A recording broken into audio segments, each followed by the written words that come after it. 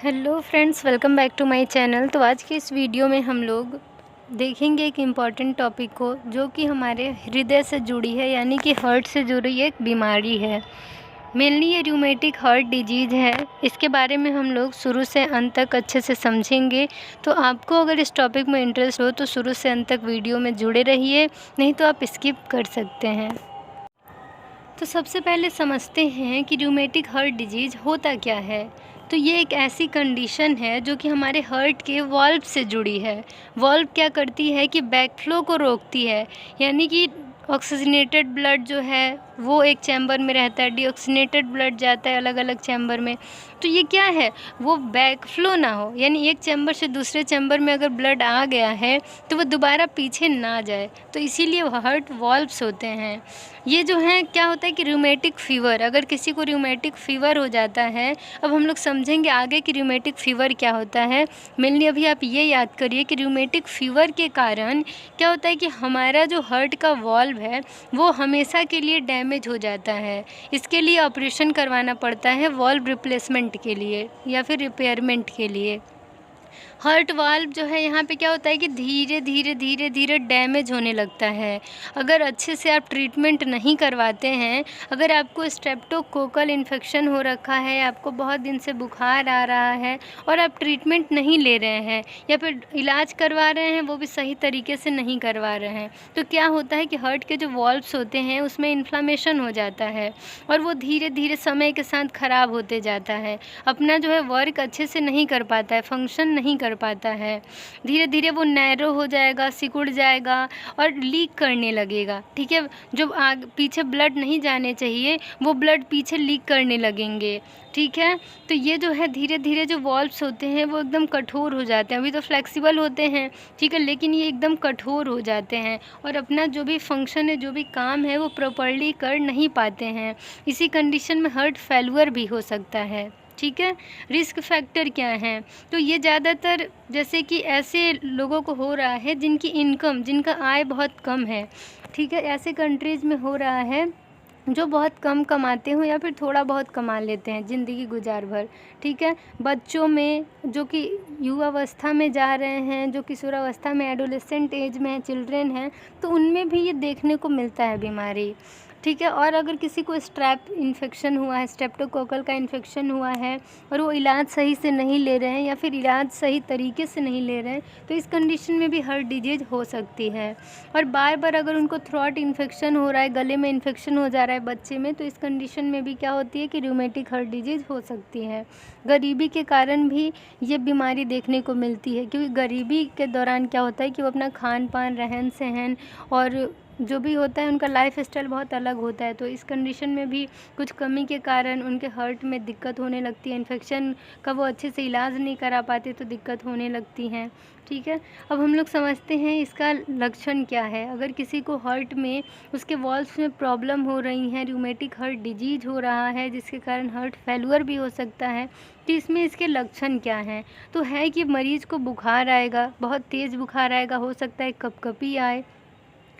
उनके जो गर्दनी जॉइंट्स जो होते हैं, ठीक है, वहाँ पे क्या हो कि वहाँ सूजन हो सकता है, लालपन सा हो सकता है, छूने पे दर्द हो सकता है, बहुत ही ज़्यादा दर्द हो सकता है, चलने फिरने में दिक्कत हो सकती है। नोड्यूल्स दिखेंगे स्किन में, छोटे छोटे ऐसे गांठ जैसे दिखेंगे, लम्स हो सकता है। ठीक है, रैसेज हो सकते हैं चेस्ट पे या फिर मतलब छाती पे या पीठ पे या पेट पे, ऐसे रैसेस दिख सकते हैं, दाग दिख सकता है। तो ये सारे क्या हैं, कुछ साइन एंड सिम्टम्स हैं रूमेटिक हार्ट डिजीज़ के। अब हमारा नेक्स्ट इसका लक्षण है कि सांस लेने में दिक्कत होगी, छाती में बहुत ज़्यादा ही अजीब सा लगेगा, चेस्ट डिस्कम्फर्ट होगा, बहुत ही कमज़ोरी महसूस होगी और जो है आपके हाथ में, पैर में मूवमेंट जो है बहुत कम होगा, यानी आप चलने फिरने में आपको काफ़ी दिक्कत महसूस होगा। आप सांस लेने में बहुत ज़्यादा ही तकलीफ़ होगा, चेस्ट पेन हो सकता है, आपके जो है कंधे के पास, छाती में दर्द हो सकता है, स्वेलिंग भी हो सकती है बॉडी में, क्योंकि यहाँ पे जो है ब्लड सप्लाई अच्छे से नहीं हो पा रही, क्योंकि इन्फेक्शन हो गया है, हार्ट वाल्व्स में प्रॉब्लम हो चुकी है, तो लीकेज हो रहा है, तो सप्लाई में भी प्रॉब्लम हो सकता है, हार्ट फेल्यूर भी हो सकता है। तो ये सारे लक्षण मेनली देखने को मिलते हैं।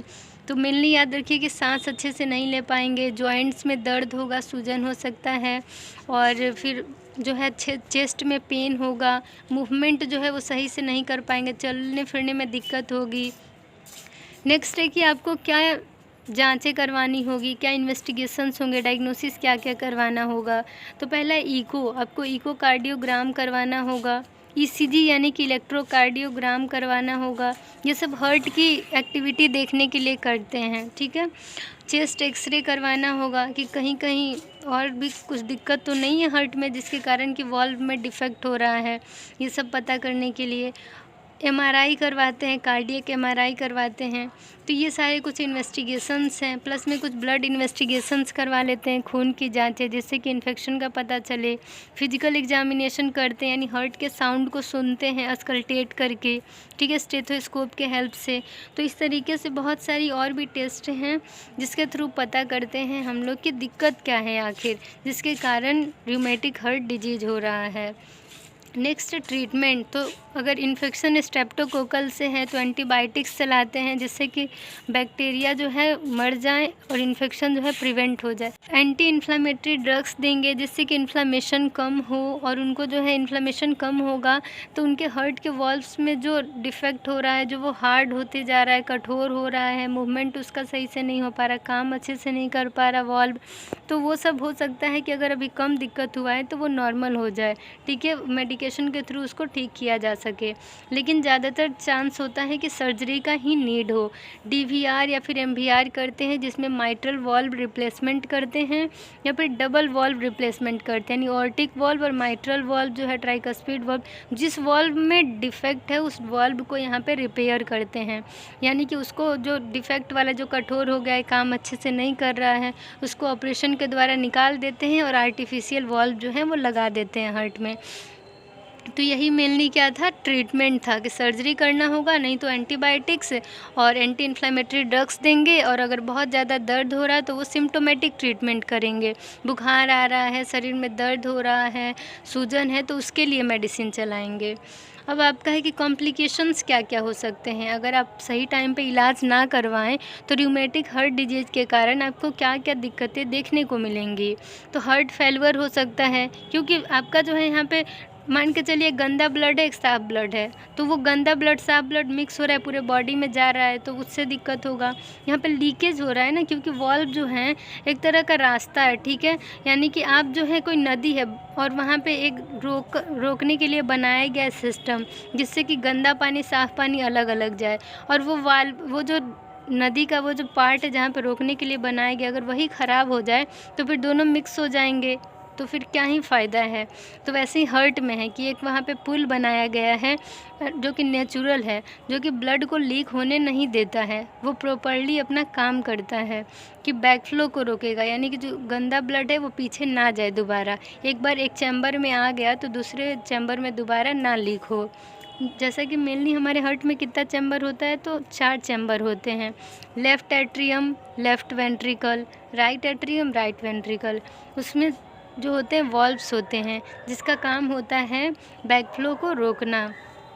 तो मेनली अगर ये बैकफ्लो को नहीं रोका और लीकेज होते रहा, इन्फेक्शन फैलते रहा, तो हार्ट फेल्यूर भी हो सकता है। बैक्टीरियल इंडोकार्डाइटिस, यानी कि जो हमारे हार्ट के अंदर के लेयर्स हैं उनमें भी बैक्टीरियल इन्फेक्शन फैल जाएंगे और मसल्स डैमेज होने लगेंगे, तो इन्फेक्शन ज़्यादा फैल जाएगा तो उससे भी तो दिक्कत है।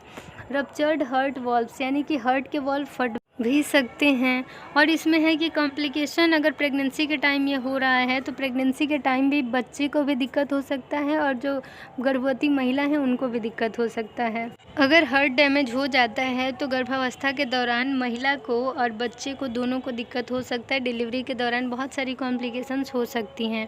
तो मेनली यही कॉम्प्लिकेशंस हैं जो कि रूमेटिक हार्ट डिजीज़ के कारण हो सकती हैं, जिसे कि मेडिकेशन के थ्रू ट्रीट करना या फिर सर्जरी के थ्रू ट्रीट करना बहुत ज़्यादा ही ज़रूरी है। तो जैसा आप जानते हैं कि हार्ट का काम हमारे बॉडी के लिए बहुत ज़्यादा ही ज़रूरी है। हार्ट जो है पूरे बॉडी को ब्लड सप्लाई करती है, सारे जो भी ऑर्गन्स हैं उनको जो है ब्लड पंप करती है। तो आप समझ सकते हैं ऑक्सीजन की कितनी ज़रूरत है और ब्लड की कितनी ज़रूरत है बॉडी को प्रॉपर्ली फंक्शन करने के लिए। अब हम लोग आगे समझते हैं रूमेटिक हार्ट डिजीज़ के बारे में। और तो ये क्या है, तो रूमेटिक हार्ट डिजीज़ जो है वो बहुत ही कॉमन हार्ट डिजीज़ है जो कि स्ट्रेप्टोकोकल इन्फेक्शन के कारण हो जा रहा है। अगर किसी को बार बार गले में इन्फेक्शन हो रहा है, स्ट्रेप्टोकोकस के कारण रूमेटिक फीवर हो रहा है, तो रूमेटिक हार्ट डिजीज़ हो सकता है। 25 की उम्र में, 25 के आसपास के उम्र में, 25 से कम जब उम्र है आपका तो ज़्यादा चांस होता है रूमेटिक हार्ट डिजीज़ होने का। ज़्यादातर जो है क्या होता है कि पर ईयर इसका अगर हम देखें तो लगभग 2,88,348 केसेस देखने को मिलते हैं, ठीक है। और ज़्यादातर ये कहाँ होता है, तो जिनका इनकम जो है वो कम होता है या फिर मतलब मीडियम होता है, ठीक है, ऐसे देशों में ज़्यादा देखने को मिलता है जो कि अच्छी खासे पैसे नहीं कमाते हैं, थोड़े गरीबी में जीते हैं, थोड़ा नॉर्मल लाइफ स्टाइल है जिसका। नेक्स्ट आपका है कि ये जो डिजीज़ है वो कैसे होती है, तो मेनली हमारे हार्ट वॉल्व्स में क्या होते हैं कि डैमेज हो जाते हैं। वो हार्ट वॉल्व्स कैसे डैमेज होंगे, तो यहाँ पे बार बार रूमेटिक फीवर हो जाता है जिसके कारण हमारा जो है शरीर वो ऑटो इम्यून इन्फ्लेमेटरी रिएक्शन कर जाता है, क्योंकि हमारे गले में बार बार इन्फेक्शन हो रहा है, स्ट्रेप्टोकोकाई इन्फेक्शन हो रहा है बार बार, तो इसके चलते हमारे हार्ट तक वो इन्फेक्शन पहुंचता है और हार्ट के जो भी वॉल्व्स हैं उनको डैमेज करने लगता है। ज़्यादातर ये बच्चों में होता है, 25 से कम उम्र में ज़्यादा देखने को मिलता है।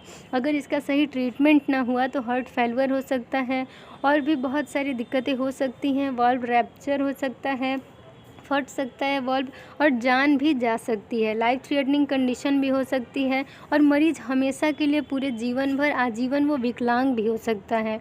इसीलिए इसका ट्रीटमेंट बहुत ही ज़रूरी है। तो हमें ये ध्यान देना होगा कि रूमेटिक हार्ट डिजीज़ से अगर खुद को बचाना है तो सबसे पहले ये जो इन्फेक्शन है स्ट्रेप्टोकोकाई इन्फेक्शन, उससे अपना बचाव करना होगा। तो ये हमारा छोटा सा वीडियो है रूमेटिक हार्ट डिजीज़ पे। आई होप ये वीडियो आप लोग के लिए हेल्पफुल हुई होगी। तो मिलते हैं नेक्स्ट वीडियो में एक नए टॉपिक के साथ। अगर आपको किसी टॉपिक पर वीडियो चाहिए तो आप कमेंट सेक्शन में कमेंट करिए। And thank you for watching my video. अगर आप चैनल पर नए हैं तो चैनल को सब्सक्राइब कर दीजिए और बेल आइकन को प्रेस कर दीजिए। Thank you, bye, take care.